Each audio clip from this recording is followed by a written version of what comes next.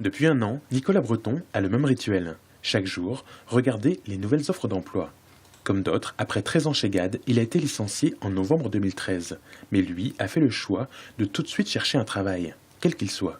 Pour moi, c'était une solution, une bouffée d'oxygène de repartir au plus vite dans le monde du travail pour éviter derrière de réfléchir et d'être dans le doute et dans ce qu'on peut broyer comme situation quand on est dans une situation de chômage.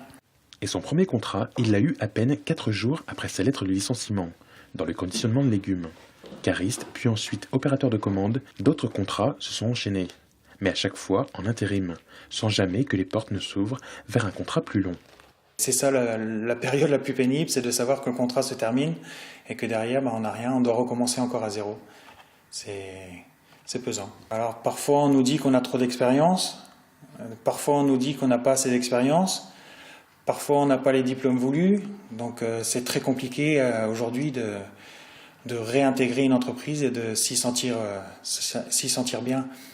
Toujours un peu nostalgique de ses 13 ans passés chez GAD, et après cette année compliquée, Nicolas Breton a décidé de réfléchir à faire quelque chose dont il avait vraiment envie, et de retourner voir la cellule de reclassement. Conforté dans son choix par les annonces qu'il voit chaque jour, il a finalement opté pour une formation de chauffeur-livreur. Un permis qu'il possédait déjà, mais qu'il fallait remettre au goût du